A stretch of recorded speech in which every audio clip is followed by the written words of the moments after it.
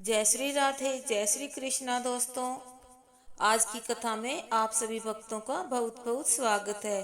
भगवान श्री कृष्ण और श्रीमती राधा रानी की कृपा आप सभी भक्तों पर और आपके परिवारजनों पर हमेशा ही बनी रहे। तो दोस्तों, आज आप सुनेंगे गोपाष्टमी की कथा। क्यों मनाई जाती है गोपाष्टमी?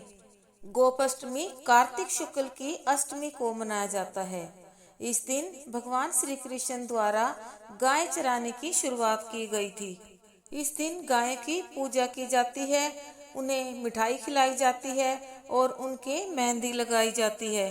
गोपाष्टमी की जब शुरुआत हुई, उस समय ब्रज के लोगों का मुख्य व्यवसाय गाय चराना था। इसलिए मुख्य व्यवसाय से संबंधित कुछ नियम भी थे, जिन्हें वर्जनाएं कहें या सामाजिक नियम। जब तक बालक का मुंडन नहीं हो जाता था, तब तक उसे जंगल में गाय चराने नहीं दिया जाता था। और लाला तो नंद बाबा के दुलारे थे, तो उनके भी बाल रखे हुए थे। तो आइए सुनते हैं गोपाष्टमी की कथा, जो इसी से संबंधित है। तो आइए सुनते हैं गोपाष्टमी की कथा। बालक श्री कृष्ण, जो प्रतिदिन अपने परिवार के व पड़ोस के सभी पुरुषों और बड़े बच्चों को गाय चराने जाते हुए देखते थे, तो उनका भी मन करता था कि मैं भी गाय चराने जाऊंगा, जंगल में जाकर सभी ग्वालों के साथ मस्ती करूंगा। पर मैया यशोदा उन्हें मना कर देती थी कि तू अभी बहुत छोटा है, कि बेटा तू थोड़ा बड़ा हो जा, फिर तुझे गाय चराने के लिए जाने दूंगी। तो एक दिन जब बलराम जी गाय चराने जाने लगे, तो उनको देखकर लाला भी अड़ गए कि मैया देखो, दाऊ भी तो जाते हैं, तो मैं भी जाऊंगा। ये क्या बात हुई? वो बड़े हैं और मैं छोटा, तो वो क्यों जाते हैं गाय चराने और मैं क्यों नहीं जा सकता? तो मैया ने लाला को समझाया, बेटा दाऊ का मुंडन हो चुका है, इसलिए वो गाय चराने जाते हैं। जब तुम्हारा मुंडन हो जाएगा, तब तुम भी गाय चराने चले जाना। क्योंकि तुम्हारा अभी मुंडन नहीं हुआ है, इसलिए हम तुम्हें गाय चराने नहीं भेज सकते। अब तो लाला को चिंता हो गई कि मेरी तो इतनी सुंदर लटे हैं, इनको रखूं या गाय चराने जाऊं। काफी देर तक सोचते रहे, क्या करूं क्या करूं।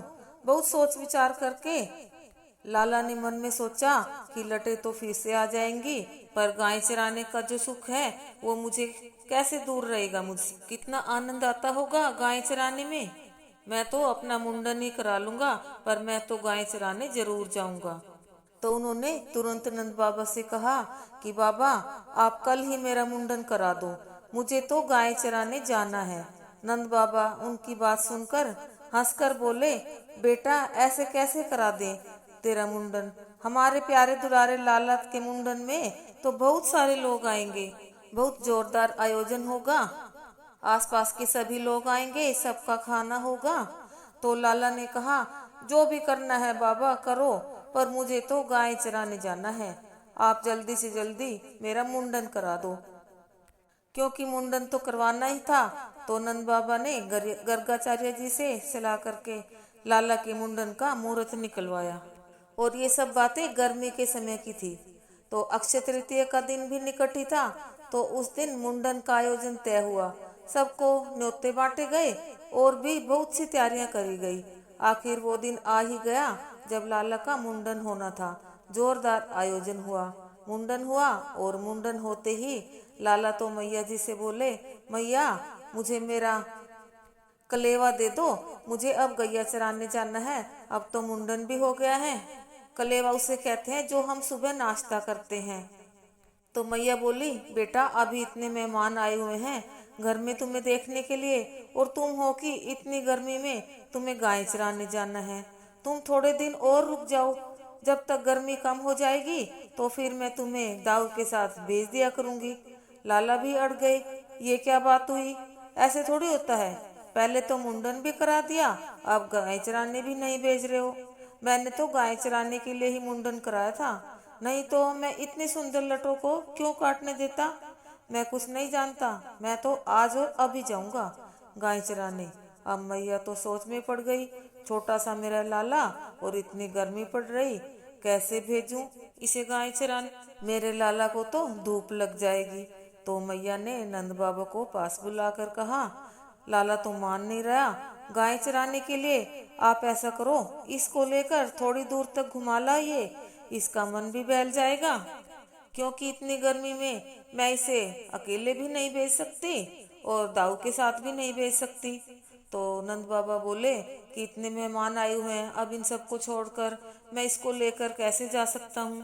पर कन्हैया की जिद के आगे बाबा क्या करते, सो उनको उसकी बात माननी पड़ी और सबको छोड़कर लाला के साथ बाहर निकल लिए। लाला भी पूरी तैयारी के साथ छड़ी, बंसी, कलेवे की पोटली लेकर निकल लिए। एक बछिया भी ले ली, जिसे हुर्र हुर्र कर चराकर अपने मन में बहुत खुश हो रहे थे कि आप तो से मैं सबकी तरह बड़ा हो गया। अब गर्मी भी बैसाख की, और ब्रज में तो वैसे भी गर्मी प्रचंड होती है। थोड़ी देर में बालक श्री कृष्ण गर्मी से बेहाल हो गए, पर अपनी जिद के आगे हार कैसे मानते। बाबा को कैसे कहते कि मैं अब थक गया हूँ, अब मुझे घर ले चलो। इसलिए चलते रहे। मैया होती तो समझ जाती, अब मेरा लाला थक गया है और घर ले जाती। पर बाबा तो चलते ही जा रहे थे, लाला भी चलते ही जा रहे थे। रास्ते में ललिता जी और कुछ अन्य सखियां मिली, जो सब लाला की हालत देखती हैं। समझ गई कि लाला तो बहुत ज्यादा थक गए हैं। गर्मी से श्री कृष्ण जी का मुख लाल हो रहा था, सिर पर बाल भी नहीं थे क्योंकि अभी अभी मुंडन हुआ था। सो पसीना पसीना हो रहे थे। तो उन्होंने नंद बाबा से कहा कि आप नंद लाला को हमारे पास ही छोड़ जाओ, हम थोड़ी देर इनको नंदालय पहुंचा देंगे। नंद बाबा को भेजकर वे सभी लाला को अपने कुंज में ले गई। वहां जाकर उन्होंने बालक श्री कृष्ण को कदम की छाया में बिठाया और अपनी अन्य सखी को घर से चंदन और खरबूजे के बीज, जिसको मगज भी कहते हैं, और मिश्री का पका हुआ बूरा, इलायची आदि लाने को कहा। सभी सामग्री लाकर उन्होंने बड़े प्रेम भाव से श्री कृष्ण के तन पर चंदन लगाया। कुछ सखियों ने बूरे और खरबूजे के बीज के लड्डू बना दिए और इलायची को पीसकर मिश्री के रस में मिलाकर शीतल शरबत तैयार कर दिया और बालक श्री कृष्ण को प्रेम पूर्वक आरुगाया। और ललिता जी लाला को पंखा झलने लगी, क्योंकि कान्हा जी का कुछ भी काम करके उन्हें अपार सुख मिलता था। यह सब आरोप कर लाला को नींद आने लगी, तो ललिता जी ने उन्हें वहीं सोने को कह दिया और वो स्वयं उन्हें पंखा झलती रही। कुछ देर बाद जब लाला की थकान दूर हो गई और उनकी नींद खुल गई, तब ललिता जी ने उन्हें नंद भवन में छोड़ आई। आज भी अक्षय तृतीया के दिन प्रभु को ललिता जी के भाव से बीज के लड्डू और इलायची का शरबत का भोग लगाया जाता है, और विशेष रूप से केसर मिश्रित चंदन, जिसमें मलयगिरी पर्वत का चंदन भी मिश्रित होता है, उसकी गोटियां लगाई जाती हैं। गर्मी की भीषणता देखकर लाला ने गर्मी में गाय चराने का विचार त्याग दिया। औपचारिक रूप से तो श्री कृष्ण ने गोचारण इसी वर्ष गोपाष्टमी, जो कि दिवाली के बाद आती है, अष्टमी होती है, उसी दिन से प्रारंभ किया था और इसी दिन से उन्हें गोपाल भी कहा जाता है। वर्ष में एक दिन ही ये दिन होता है जब बीज के लड्डू अकेले ठाकुर जी को आरोगाए जाते हैं, अन्यथा अन्य दिनों में बीज के लड्डू के साथ चिरौंजी के लड्डू भी आरोगाए जाते हैं। तो ये है दोस्तों गोपाष्टमी की कथा, आपको कैसी लगी? अब आके आप सुनेंगे कि गोपाष्टमी के दिन हमें गाय की पूजा कैसे करनी चाहिए। सबसे पहले नहा धोकर स्वच्छ वस्त्र पहने, एक थाली में कुछ खील, बताशे, मोली और एक घी का दिया भी रखें। गाय को तिलक लगाने के लिए रोली ले लें और गाय के माथे पर भी लगाने के लिए मेहंदी ले लें।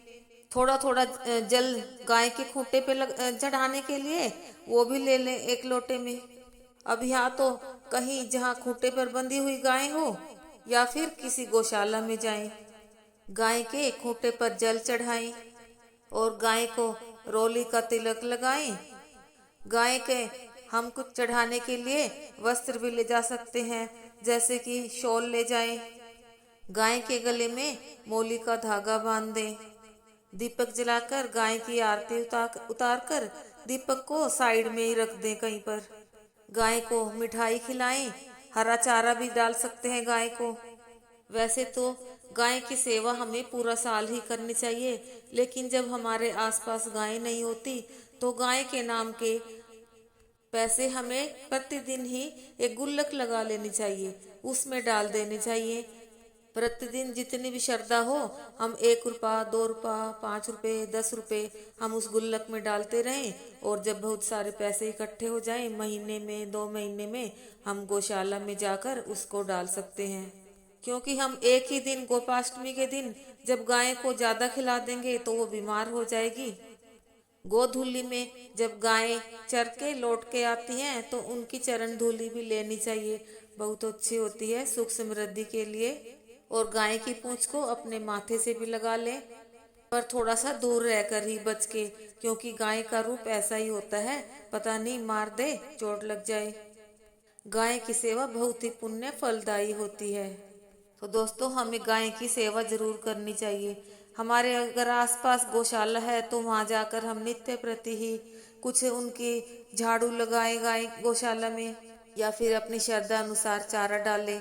अगर नहीं पास में है तो हम उनकी किसी तरह भी पैसे के द्वारा गुल्लक में डालकर और फिर इसको इकट्ठे हो जाने के बाद गौशाला में दे आए। जय श्री कृष्णा, जय श्री राधे, जय हो गौ माता की।